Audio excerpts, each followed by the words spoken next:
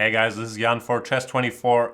In this video, I'm going to take a look at arguably the biggest matchup the chess world has to offer, the game between Magnus Carlsen and Hikaru Nakamura.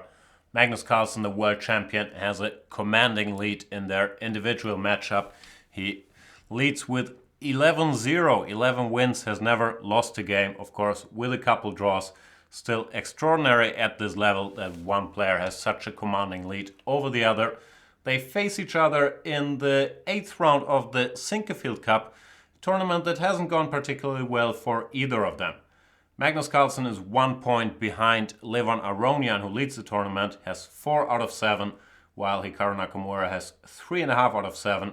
Magnus Carlsen with the white pieces, of course, looking to come closer to Levon and trying to win this game. And he chooses 1 d4.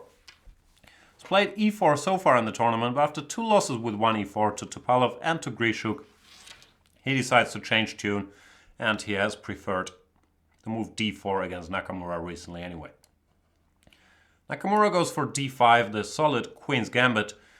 Interesting choice by him. Arguably, he should have gone for his customary King's Indian, with which he won a great game earlier in the tournament against Wesley. But against Magnus, his policy seems to be to play it safe in the opening. d4, d5, c4, e6, knight to c3, and the move bishop to e7.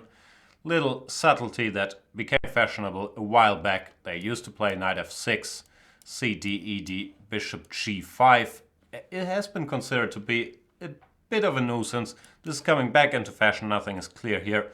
But in order to avoid that variation, some players like to start with the move bishop to e7, Nakamura being one of them. Now white faces a choice. He can of course go knight to f3, when after knight f6 we're back to the main line of the Queen's Gambit declined, where white typically chooses between bishop f4 and bishop g5. Bishop g5, the move that Carlsen chose in their most recent encounter in the Norway chess tournament a couple months ago.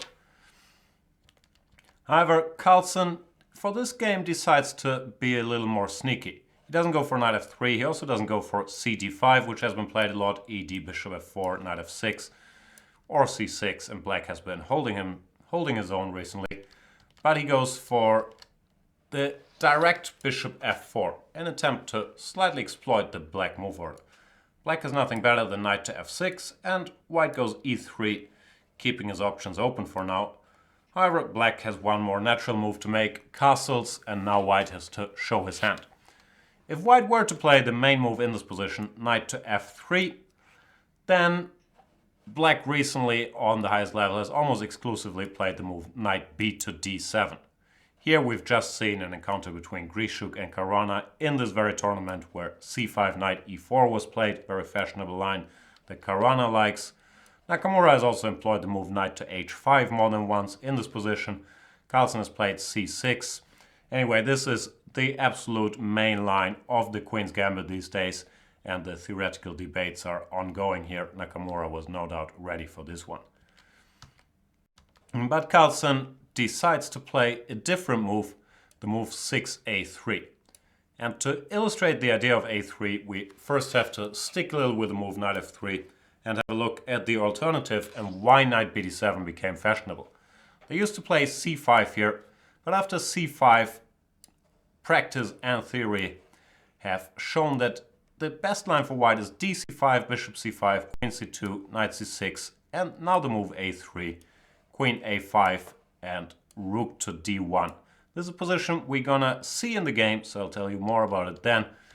But that's Carlsen's idea. He wants to move order Nakamura into that line without allowing the option of knight bd7.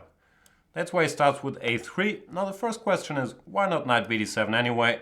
Here we see the point of white's play. He now goes knight to b5. This is possible because he played a3 and covered the b4 square, so there's no check on b4. And after knight b5, black has to go knight e8, cover this pawn.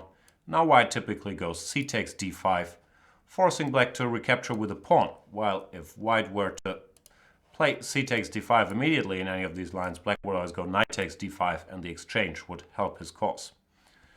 So that's the first point of the move a3. And the second point is that after the move played in the game, c5, now white can transpose to a line that is considered better for him with dc, bishop c5, knight f3, knight c6, queen c2.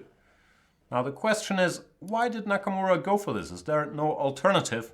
And the answer is yes, there is. At the highest level, or at any level really, the most popular move in this position is the move b7 to b6, which is trying to prove that not in all lines is a3 such a useful move. And after b6, at least as far as I know, white hasn't been able to achieve all that much out of the opening. There have been some games with knight f3, c5. Now white typically takes on c5, b takes c, bishop to e2. But black has been solid here. It leads to a full-fledged game, and that's probably what Carlsen was looking for, but no opening advantage has been found in these lines. Some alternatives, queen c2 has also been tried, but nothing to write home about.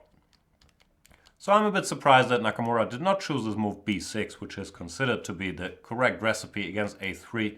Set transposes into this old line, which is considered to be a little unpleasant, and also Nakamura didn't seem too familiar with it. He used a lot of time to get to this position, clearly surprised by the move a3, while Carlsen was very familiar with it because he had been on the receiving end, lost a game here with black to Vladimir Kramnik back in 2009 when this line was just becoming fashionable. Rook d1 here is the latest fashion. They used to play long castles, but there after bishop to e7, black has more or less held his own. So rook to d1, threatening b4, therefore the bishop has to retreat, bishop e7, and the quiet but quite clever move bishop to e2. White doesn't mind moving this bishop twice to recapture on c4 if he can force black to give up the tension. And the move d takes c4 is exactly what Carlsen played when he faced Kramnik with black. Bishop takes c4, knight to h5. Here Kramnik came up with this concept. I'm not sure if he was the first, but he played it to just ignore the threat of knight takes f4, play short castles. After knight f4, e takes f4, it turned out that the black position is unpleasant.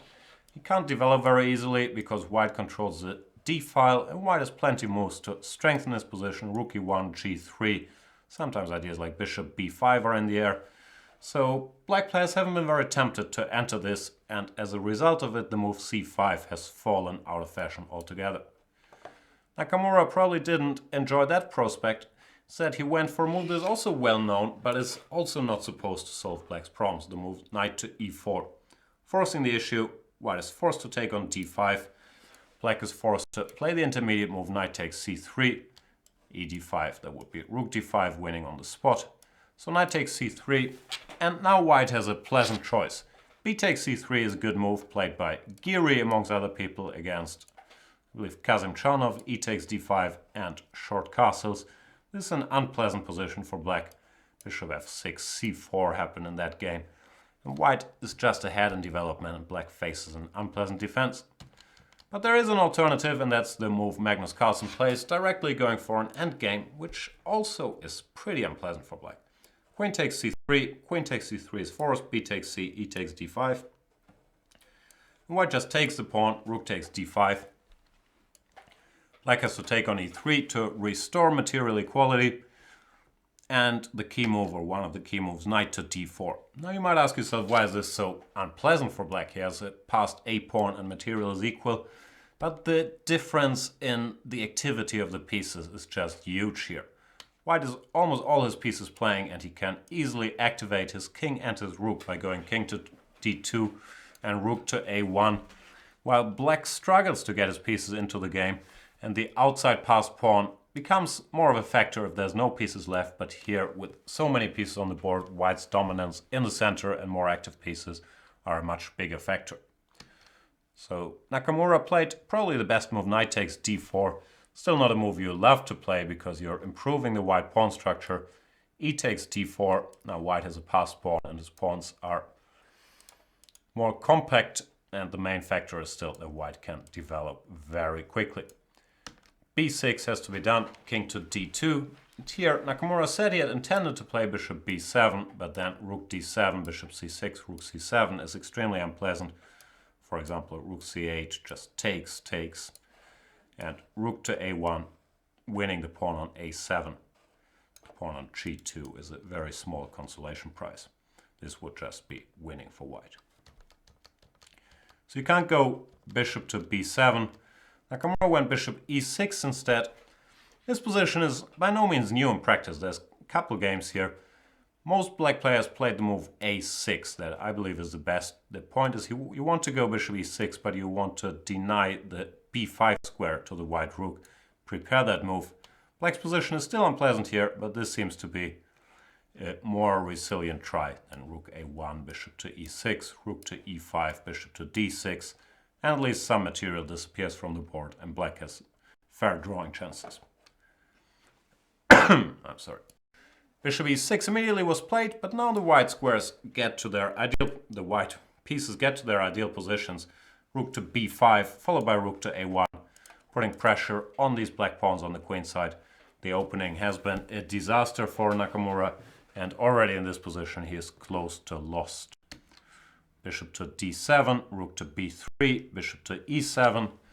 Bishop have to retreat. Now white has a couple of pleasant choices. Rook e1 looks like a good move. Rook a1 looks like a good move. Carlsen plays another move that's totally natural, the move bishop f3, attacking this rook. And if the rook were to move, let's say rook c8, then white would go rook a1, already winning material. There's no way for black to defend the a7 pawn. Therefore, Nakamura has to already become very resourceful, use all his tactical prowess, and he came up with a Zwischenzug bishop to a4, trying to block this a file, rook to b2, and now rook a d8, and his point is seen after rook a1, which was played. He can go b5, keeping his a pawn alive for now. Still, this has come at a price. Of course, this bishop is not terribly active on a4. The pawn had to go to b5, where it also became a target. And the a7 pawn will still be a target later on, so this position is still horribly bad for black. The white bishops are just so active, dominating the board. And Carlsen wastes no time attacking these weaknesses. Bishop to c6, a6, and bishop to b7. Hoping for the move a5, when the bishop will now return to c6 and pick up the b5 pawn with an immediately winning position. Instead, Nakamura played much stronger move bishop to d6, defending the pawn indirectly. If bishop takes d6, rook takes d6. Black would still be worse, but his position would have improved because of the exchange. Therefore, Carlsen just avoids the bishop exchange, goes bishop to e3, keeping most of the pluses off his position. a5 now has to be played to keep this pawn alive. Bishop to c6, once again targeting the b5 pawn, and introducing new ideas into the position, like the move c4, exploiting this dynamic that the bishop on a4 is often hanging. Rook to b8, c4, not a threat yet because of bishop to b4 check, which holds things together. But Carlsen, with simple natural moves, he will also playing quite quickly here, just keeps improving his position, goes d5, defends this bishop and creates new scope for the other bishop, which can now go to d4 or to a7 and b6, once again trying to target the black pawns. Black's defense is horribly unpleasant. Gotta give credit to Nakamura though, of course. He understood that his position is bad, but he kept playing the most resilient moves here. Start with rook fd8, hoping for some counterplay against white king in some lines. Carlsen had some options here. He could immediately have started chasing material, but that looks a little too unclear from such a nice position for white. Bishop a7, rook c8, bishop to b6 would allow bishop f4 check. The computer says everything is fine for white after king d3 or king to e2. Nothing to worry about, but to go for a line like that, rook d6, king to e4, if you don't have to, was not to Magnus Carlsen's liking. Instead, he just kept improving his position, went for king to d3, useful move in many cases, and centralizing the king a little further, also avoiding later tricks with b4 and b takes c3 check that were possible in some lines. King d3, Nakamura is forced to wait passively, go bishop to f8. Had he played bishop e5, which looks more active, white just goes bishop d4. And after bishop takes d4, king takes d4. c4 is next, and black could basically resign here. So bishop to f8. bishop to d4, just blocking the d-file, improving his position, hinting at bishop to e5. Therefore, Nakamura plays f6, stopping that. And once again, Carlsen has plenty choices. He could have played the move rook a b1, but it turns out this does not threaten anything yet. Let's say black waits with a move like h5, and white cashes in. Too early, bishop takes b5. Then there is the little trick bishop to a3, capitalizing on the fact that after rook a2, black could take on b5 with check. So it turns out the king on d3 is also not perfectly placed in all the lines. And that's the problem Carlsen addresses. He just quietly centralizes his king, showing how much he dominates the position. That you can put your king on e4 in the middle game and not be punished for it at all. Instead, it's still very hard for black to make any constructive moves. Nakamura came up with bishop to d6, just waiting and hoping nothing too bad happens directly. And once again, white has a choice. He could just keep improving his position. g4 is a move, I believe mentioned by Garry Kasparov in the live broadcast, just to stop any counterplay with f5. Looks very good. Or the greedy solution, he could just play bishop to a7 now, rook bc8 and bishop to b6. And the point is that if black goes bishop to c7, white just takes, bishop takes, rook takes, and once again the c4 idea turns out to be decisive. This is pretty much game over. The black construction on the queen side would collapse. Can't stop c takes b5 winning. Instead, black could and should try to get some counterplay with f5 check, king takes f5, rook f8 check, king to e4, but it also looks pretty hopeless. He just gave up a pawn, a5 is hanging, white keeps in control, and there's not that much black can do, frankly. Similar story would be the immediate rook to f8, sorry, rook f8, bishop takes a5, and the game's pretty much over. So bishop a7 to me looks like one way to cash in. Carlsen chooses another way, which is also strong, but leads to some more complications. He plays the move c4, trying to just break open the black queen side immediately. In order to avoid immediate loss of material, Nakamura only has one move, that's the move bishop to b4, blocking the b-file, and he's hoping that in some lines he might get counterplay by putting this bishop on c3, should the white bishop move. And the white bishop does move. That was Carlsen's idea. Now after bishop b4, he wants to pretty much finish the game by going bishop a7. He's hoping for either rook bc8, when white will just go c takes b5. We'll see that idea in a couple different versions. Not worried about the move bishop c3, which wins in exchange, but that's not the main factor in the position. After rook takes a4, bishop b2, b6. The main factor are white's passed pawns and super active bishops. And the game would pretty much be over here. b7 can't be stopped, and the white win is only a matter of time. So you cannot go for this with black. Bishop c3 is the same story, just a different move order. Rook takes a4, bishop b2 forced, and c takes b5. And once again, black is lost. But Nakamura found a very nice resource here. The check f5, forcing the white king away from his perfect position on e4. And the tactical point can be seen in the line king takes f5. This was not played. Bishop to c3, rook takes a4, similar to the line we just saw, but it's a bit different now. Bishop takes b2, c takes b5, which looks completely winning for white, but black has a nice little trick here. The move rook takes b5. Made possible because of the position of the king on f5. And after bishop takes b5, rook takes d5, black would win his material back and be very close to a draw.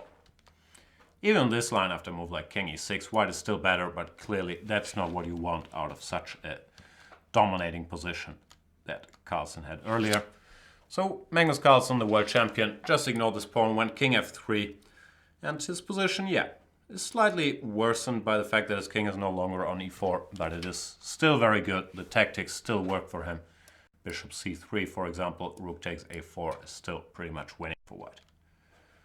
But Nakamura keeps making only moves. Now he goes rook bc8, and once again it's based on a little tactic which we'll see in a minute. C takes b5.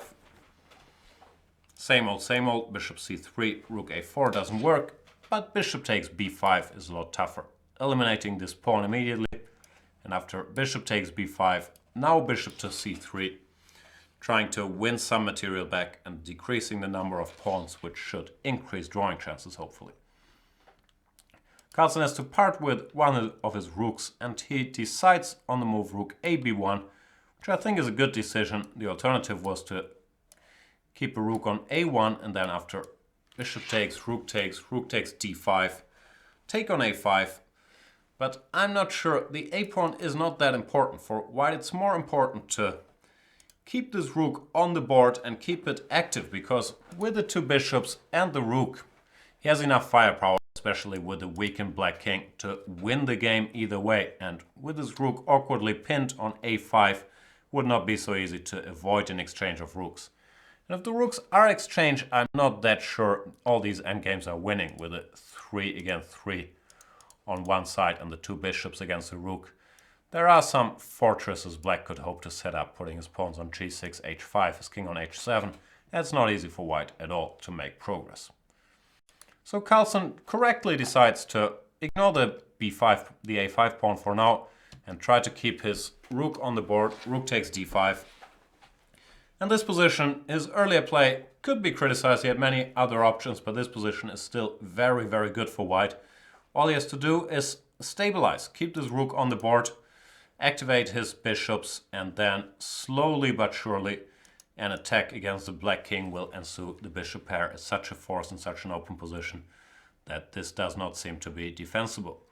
One way to do it was to move bishop to a4, threatening bishop to b3, and then intending to just bring this other bishop back to e3 and slowly but surely win the game. But that's not what happened, and let's switch to a little video of the players to see this key moment. Magnus Carlsen instead played bishop to e3, and that was not a good decision. Let's see if we get the video. Sorry, there was a little spoiler, but we should have video as well. Here we go. This is the key moment. After bishop e3, Nakamura plays a move rook to b8, and Carlsen realizes something has gone wrong quite badly. You can see by his face there, he's not overly thrilled about what happened, because after rook to b8, he cannot avoid the exchange of rooks, which he was planning to avoid. He later called it a moment of insanity. He just missed that this move rook to b8 was possible. And now there's nothing better than going for bishop to c4, agreeing to the exchange of rooks. Yeah, Carlsen, he just had a blackout. He thought bishop c4 was check, or something that sometimes can happen even to the best players. But after rook b8, of course, you have to go for this to keep the bishop. Rook b2, bishop takes d5. This is a completely different story. Black has managed to exchange the rooks, which is a big strategic goal if you're the defender and have two rooks against one rook. You wanna eliminate that sole rook.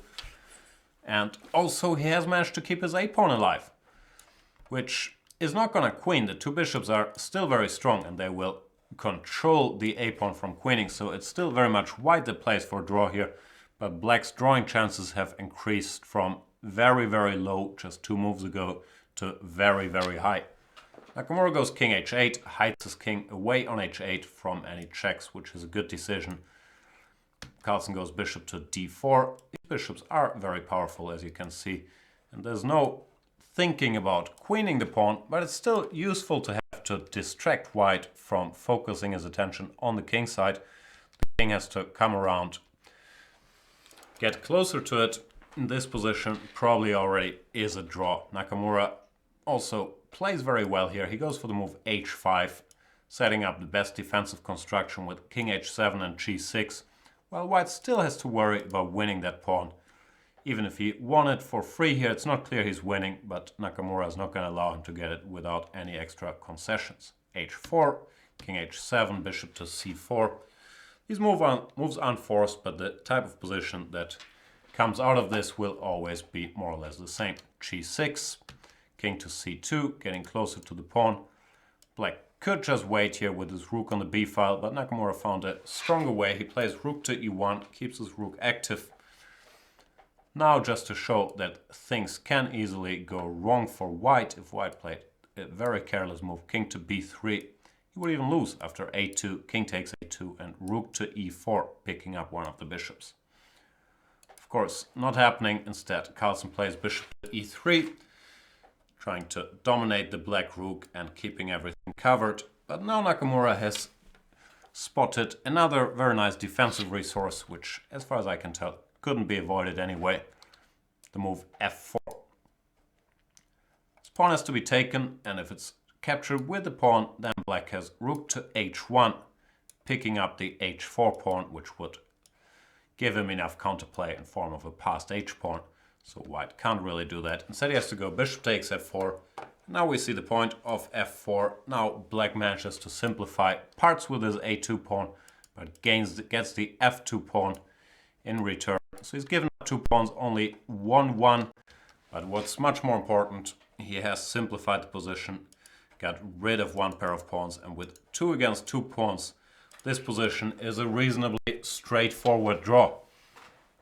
There's just not much white can do. The only thing he could hope for would be to manufacture an attack against the black g6 pawn, but black is way too active to ever allow that. He can put his king on g7.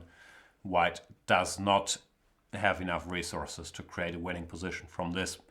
However, he certainly does try. This is the position after move 52. I'm not gonna go through all the moves here. I'll just give you some snapshots. This is the one after 52. Carlsen brought his king around. This is the position after move 65 with the king a little more active. Still not enough to break through. So after move 75 we can already see that there was not a lot of progress made. This is the position after move 85. Once again, nothing really happened, just a lot of maneuvering. And finally, after trying for more than 30 moves, world champion decided to allow the black king to leave its shelter.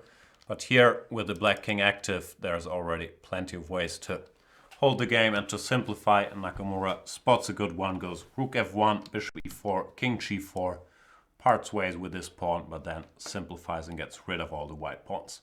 There's no way to avoid that. If white were to go, let's say, bishop b8, black would just go rook g1, and then take on g3. Bishop g6, rook g3, bishop takes, king takes, and this pawn falls. In the game we see a slightly different version of that. Bishop takes g6 was played, rook takes f4, g takes f4, king takes f4, bishop takes h5, and king g3, just in time to eliminate the last white pawn and fix the draw. Move 95, bishop d1, king takes h4, and the players finally shook hands. Strange game from both players.